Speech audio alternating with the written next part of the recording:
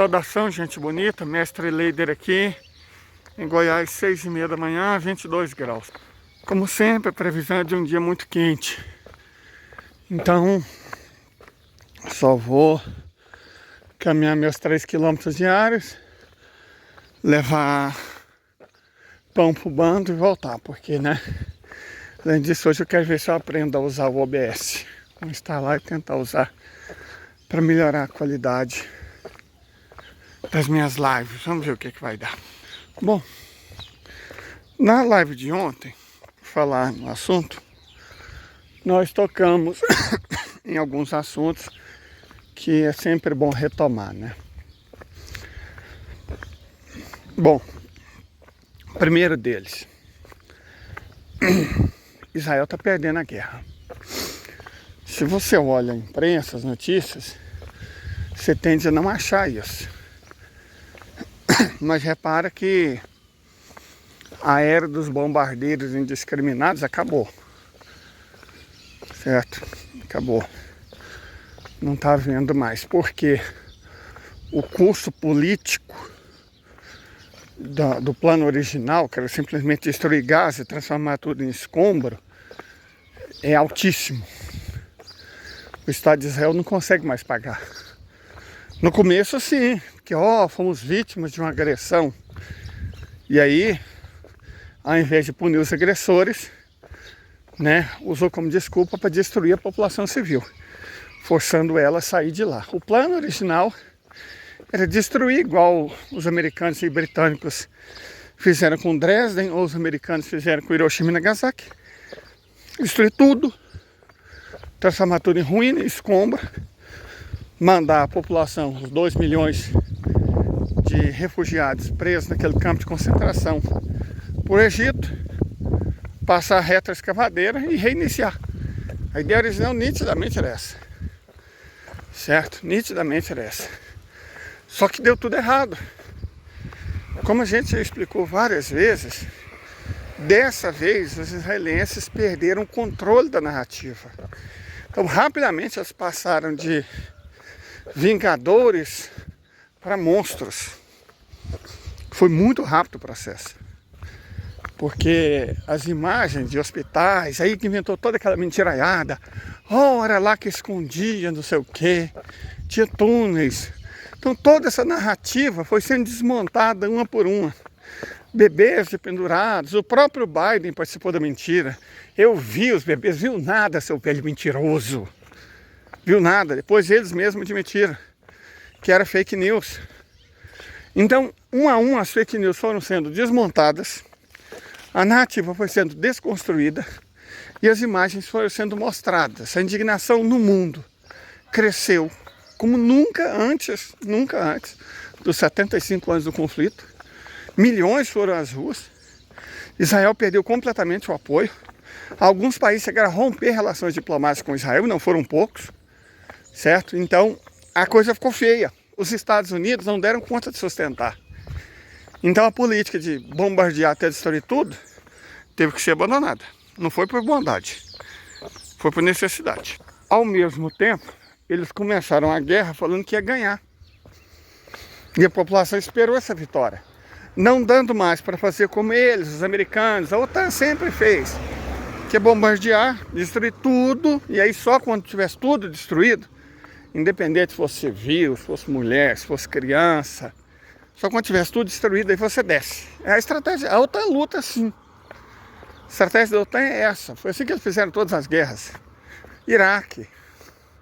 Gente, vocês acham que o hospital só foi destruído pelo exército de Israel? Só uma vez, que aquele foi o primeiro?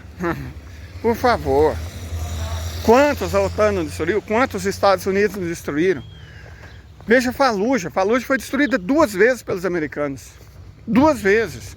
Na Primeira e na Segunda Guerra do Golfo. É o jeito que eles lutam. Usam superioridade tecnológica, né, e bélica. Bombardeiam tudo até reduzir as ruínas e aí entra. E canta a vitória. Depois, quando eles, né, o país se reagrupa e expulsa eles a pontapé, mas eles perdem. Foi o que aconteceu essencialmente no Afeganistão. No Iraque é a mesma coisa. só que mais ou menos disfarçado, mas foi a mesma coisa. O Obama, o carniceiro, teve que sair de lá com o rabo no meio das pernas. No Iraque a fuga foi humilhante, mas no Afeganistão foi uma coisa assim que, sabe, foi bizonho a maneira como os americanos tiveram que sair de lá. As pessoas tentaram fugir em avião e simplesmente caía do céu. Essa foi a situação. Porque eles não conseguem ganhar a guerra há muitos anos.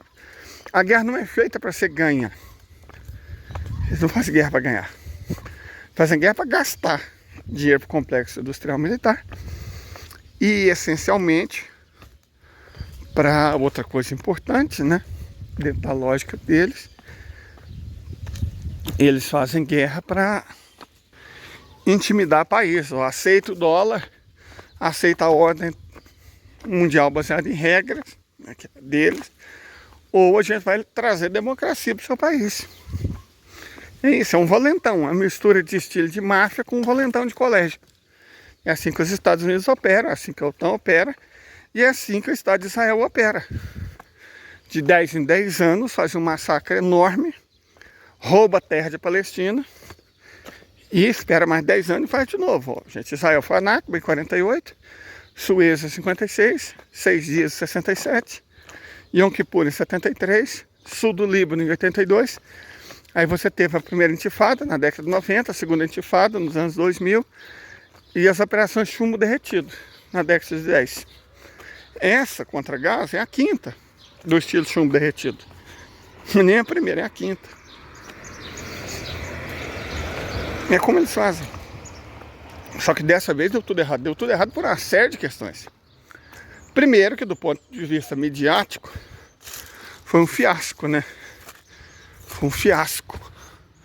Não conseguiram segurar a narrativa, por mais que a mídia tenha apoiado, como sempre, a Globo, nossa senhora. Só faltou fazer o especial Crianças Terroristas, Nenéns Assassinos. Médico bom e médico morto. Só faltou fazer isso. Tentar de todas as maneiras defender o que Israel fazia. Só que aí apareceram as redes sociais. Certo? Apareceram as redes sociais. Qual que é a ideia das redes sociais? A partir do momento que todo mundo tem celular, celular grava, transmite, as redes sociais divulgam. Eu lembro que na última chumbo derretido, antes dessa, foi o que? 2017, 2018, negócio assim, os palestinos pediam desesperadamente para as pessoas doarem filmadoras, essas filmadoras pequenas, handcam, né? Doarem handcams, para eles poderem filmar o que os israelenses faziam. Quer dizer, já tinha uma ideia, já tinha um conceito, sabia, cara, se o mundo vê o que Israel faz, o mundo vai se levantar. Não interessa o quanto a mídia minta. Só que não deu certo, porque as handcams ainda eram caras, era muito difícil fazer elas chegarem até a Palestina. Mas aí, graças aos chineses e ao barateamento dos celulares e a inovação tecnológica, né, incrível. Então, um celular com câmera ficou muito barato. E eles chegaram em Gaza aos milhares, centenas de milhares de celulares. Todo celular filma, todo celular transmite. E a Rede X rompeu o bloqueio, né? Porque os da Meta não, continuou, Deus me livre. Se você fala um A, você é banido, você é bloqueado, seu perfil é excluído, você é censurado. Nessa plataforma aqui mesmo, conteúdo, não, eu sofri o strike. Só porque mostrei a imagem do Yasser Arafat. Falou que eu estava divulgando conteúdo terrorista, sofri um strike. Ainda estou no meu período de 90 dias de probatória. Tem que tomar muito cuidado com o que eu posto, né? As redes da Meta, gente, pelo amor de Deus, daqui, Alphabet, fizeram de sempre. Só que o X não tancou. O X não tancou. E por mais que haja alguma censurinha, pessoas são banidas, conteúdo é proibido, o fato é que o X permite a divulgação ampla de conteúdo. Ampla. E aí esses conteúdos esparramaram que nem rastilho de pólvora. Outras redes que não são americanas, o TokTik, por exemplo, nossa senhora, ele bloqueia conteúdo, mas aí não é por causa de uma política contra os palestinos. Mas deixa eu até explicar uma coisa que me aconteceu. Você tem uma política de evitar conteúdo muito tenso, né? O TokTik quer se colocar como uma rede mais amigável. Mas deixa eu explicar, eu fiz 2 vídeos de 10 minutos, um falando sobre a situação da Palestina, explicando, né? Inclusive essa plataforma aqui permitiu que eu postasse, né? Um sobre a Palestina, que conta a história. E outra sobre Israel, não tem nada sobre guerra, nada sobre... E o TokTik simplesmente não baniu, não. Mas nenhuma visualização, nenhuma visualização. Porra, então é lógico que alguma coisa foi feita, né? Aí eu tirei a imagem, mantive só o texto, né? Coloquei uma imagem totalmente aleatória, postei mais uma vez, 0 visualização. Então o problema é o algoritmo. Certo, é o algoritmo. Então é claro que na outra rede, no TikTok, a gente sofre censura. Não é uma rede livre, mas permite alguma divulgação. Agora a grande diferença foi o Telegram. O Telegram mudou tudo. Porque nele você pode compartilhar com vários, grandes grupos. E as pessoas começaram de fato a compartilhar. Então, você vê uma rede russa, o VKontakte também, redes russas, redes chinesas, redes de americanos que abandonaram o sexto unidade, né? Estados Unidos defender mais Israel do que a si próprio. Então permitiu uma divulgação ampla de conteúdo. E isso fez com que as pessoas ficassem nervosas, inclusive nos próprios Estados Unidos. As manifestações contra o Biden, inclusive na TV americana, contra Israel, pipocaram. E aí essa perda de apoio foi contínua. Eles tiveram que recuar na política de bombardear e destruir tudo. E com isso tiveram que lutar por terra. E foi aí que a coisa começou a desandar. Porque quando você vê a foto do soldado israelense mijado de medo, foto desse mijado de medo, foto desse cagado, né? As declarações dos caras lá do outro lado do eixo da resistência, falando que o que eles achavam mais estranho nas forças de, como diz, autodefesa, era o fato deles usarem fraldas, Pampers, ainda citou a marca, Pampers.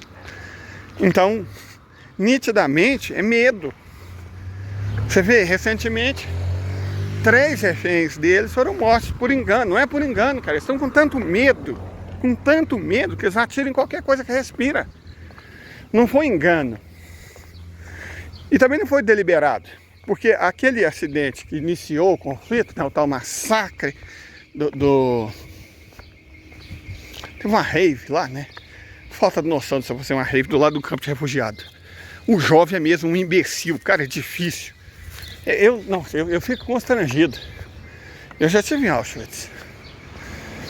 Mas uma aluna minha também. Ela foi tirar foto rindo, cara. As pessoas, o jovem é muito sem noção, totalmente sem noção. Tratou Auschwitz como se fosse um ponto turístico. Eu nem tive coragem de pegar minha câmera lá. Nem tive coragem. Entrei mudo, saí calado. Na verdade, chorei que nem um bebê. Fiquei poucos minutos, não dei conta, sinceramente. Aí você vai, a pessoa tira foto sorrindo. Como se estivesse num local turístico. O jovem é um ser absolutamente sem noção. Então não surpreende fazer uma rave do lado do maior campo de concentração do mundo. Mas isso não é motivo para o que aconteceu. Mas o que aconteceu? Simplesmente o exército israelense chegou e começou a trocar tiro com o eixo da resistência no meio das pessoas. Por isso que tanta gente foi desvivida. Porque eles trocaram tiro, cara. Olha que loucura. Então a maior parte daquelas pessoas não foram desvividas por um grupo do eixo da resistência. Foram desvividas pelos próprios israelenses, que começaram a atirar a esmo. A maioria dos reféns que o grupo do eixo da resistência pegou não foram desvividos, nenhum deles foi desvivido pelo eixo da resistência. Os que foram desvividos foram todos por conta de ataque israelense. E os que voltam Fala, cara, nós somos bem tratados, somos tratados com humanidade. Aí você vê a notícia do outro lado. Né? Basicamente, o eixo da resistência foi inteligentíssimo. Pediu basicamente a libertação de crianças. Para mostrar para o mundo que o Estado de Israel estava prendendo crianças, cara. O Estado de Israel opera o absoluto arrepio do direito internacional. Ao absoluto arrepio do direito internacional. Tudo que não pode, eles fazem. Tudo que não pode, eles estão fazendo. E a estratégia do grupo do Eixo da Resistência foi fantástica. Falou, não, nós queremos a libertação das crianças. E aí o mundo inteiro ficou assim, como assim crianças? Sim, são 20 mil. 20 mil. Como assim, cara? 20 mil crianças presas? Sim, é isso, nós só queremos a libertação delas. Porra, isso aí, cara, pegou mal de um tanto, mas de um tanto. Aquela, nós somos humanos, nós estamos lutando contra monstros. Ficou claro pro mundo que monstros eram eles. E aí, cara, a coisa foi desandando. E eles conseguiram a proeza de piorar o que já estava muito ruim. Por que eles começaram a piorar o que já era muito ruim? Começou com um conflito contra os gazaítas. Se estendeu para um conflito contra todos os palestinos. Aí quando eles atacaram o Líbano e a Síria e o Egito, virou um conflito contra os árabes. Mas aí recentemente, o que eles começaram a fazer? Os soldados, né, do lado genocida começaram a invadir as mesquitas e entoar cânticos judaicos. Eles conseguiram transformar um conflito contra Gaza, primeiro um conflito contra os palestinos. Gaza são 2 milhões, os palestinos são 8 milhões. Aí eles transformaram num conflito contra os árabes, são 400 milhões. E recentemente eles conseguiram transformar num conflito contra os muçulmanos, que são 2 bilhões. Aí, mano, aí a parada é torta, não tem como vencer. Vencer os coitados gazaítas é fácil. Os palestinos dá, os árabes não tem jeito. E os muçulmanos, os 2 bilhões, sem a menor chance. Foi-se o tempo que Israel era o único país envolvido do Oriente Médio. Sabe aquela conversa? A única democracia, o único país desenvolvido, um dos únicos países do primeiro mundo, da Ásia, Israel e Japão. Cara, esses tempos já ficaram para trás em muito tempo. Israel hoje é uma economia minúscula, comparada com... E eu estou fazendo uma série de 1 minuto para todas as grandes potências muçulmanas. Acabei de fazer da Indonésia.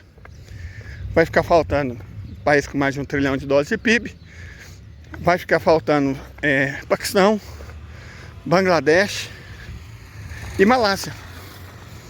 E aí eu já terei feito uma de todos os países muçulmanos com PIB superior a $1 trilhão. Vou inclusive postar no vídeo aqui, o subsequente a esse. Então o fato é que eles arrumaram a guerra que eles não têm a menor chance de ganhar. E de fato já estão perdendo. Porque veja só, as pessoas, eu não sei se... É falta de experiência, né? A geopolítica é mais complicada do que... Você fala... Arábia Saudita, os Emirados Árabes Unidos, esses dias para trás, anunciaram que não vão mais fornecer ajuda humanitária para Gaza. E aí, meu Deus, foram abandonados, ninguém gosta dos palestinos. Na verdade, não gosta mesmo, não. E nem é obrigado. A questão não é essa, deixa eu explicar. Deixa eu só comer um pão de queijinho aqui e vamos falar sobre isso.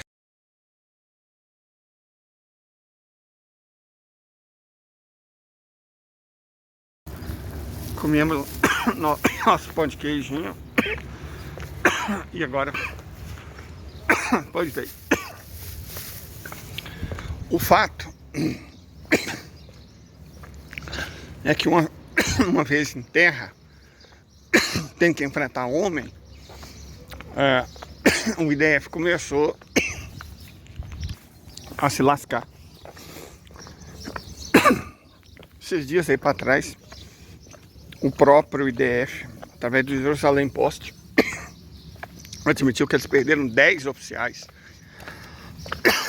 numa única emboscada. Perda de oficial é complicado, que leva muitos anos para formar. Mas o que está lascando mesmo, está fazendo esse Porque assim, a maior parte do IDF é composto por jovens de dupla nacionalidade, né? Israel era um paraíso capitalista. Inventaram a tal lei do retorno, né? Como se as pessoas você só retorna para um lugar onde você já esteve. Mas a lei do retorno é para garantir que todos os judeus, como se os judeus, menos os etíopes, claro, né? Os pretos não gostam, não. Voltassem. Então muita gente conseguiu dupla cidadania. Só que para manter a dupla cidadania, você tem que servir no IDF 3 anos, no caso de homem, 2 anos no caso de mulher. Então são recrutas inexperientes. E eles estão caindo igual mosca. A última estimativa deles fala em 3.500. Quer dizer, 21 mil palestinos se for. Mas em larga maioria civis. Só crianças 5 mil. Mulheres 7 mil. Aí você tem os idosos, os deficientes, médicos, jornalistas, foi mais de 100. Então assim, eles não estão desvivendo soldados, estão desvivendo civis.